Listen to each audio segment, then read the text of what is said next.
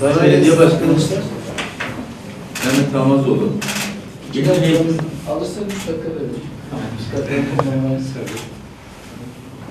Şahin Bey'imizin bütün okullarında 8. sınıf öğrencilerimiz sınava gidiyor.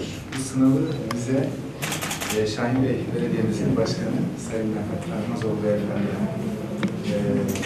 sizlere armağan ediyor. Sizlerin sınavda daha başarılı olmanız için bir antrenman gibi, bir prova gibi. İnşallah sizler de tabii ki hazırlanıyorsunuz, derslerinize çalışıyorsunuz. Şu anda da bir sınav ortamı. Bunun gibi birkaç tane daha yapacağız. En son LGS liselere giriş sınavında çok güzel başarılarla Şahin Bey'in başarısını arttıracaksınız. Öyle değil mi? Peki ben çok teşekkür ediyorum başkanımıza da, sizlere de. İnşallah biz buradan çıkacağız. Kolaylıklar, başarılar diliyorum. Şu anda yapılan sınav, deneme sınavı, bunun sayısını artıracağız. Biz Şahin Bey Belediyesi olarak Valiliğimiz, Milli Eğitim Müdürlüğümüzle işbirliği içerisinde sizlerin başarı kalitesinin artması için bir çalışma içerisindeyiz. Bunların kitapçıların basılması, hazırlanması, deneme sınavlarının sayısının artırılması, belki kaynak kitap temini, birçok projemiz var. Amacımız Şahin Bey'de eğitim başarı seviyesini çok daha yukarılara çekmek, çıkarmak. Gerek okulların fiziki altyapı eksiklikleri, gerekse diğer ihtiyaçların karşılanması konusunda biz Şahin Bey Belediyesi olarak ciddi bir destek oluyoruz. Şu anda yine yeni projelerimiz var.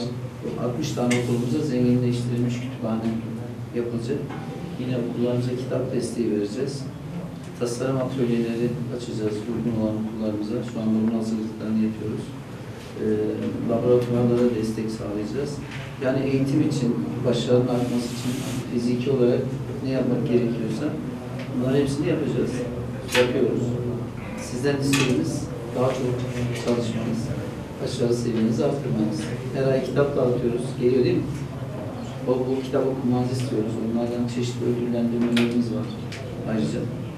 Amacımız sizlerin daha iyi bir şekilde eğitim alması. Ben öğretmenlerimize de bu vesileyle teşekkür ediyorum. Bunlar da büyük bir gayret gösteriyorlar. Okul müdürümüz, yöneticilerimiz, Milli Eğitim Müdürlüğümüz, valiliğimiz. Size hepinize başarılar diliyoruz. Okullarımıza, Milli Eğitim Müdürlüğümüzle birlikte destek olmaya çalışıyoruz. Deneme sınavlar olsun, atölyeler, tasarım atölyeleri, diğer atölyeler, laboratuvarlar, bu anlamda okullarımıza destek oluyoruz.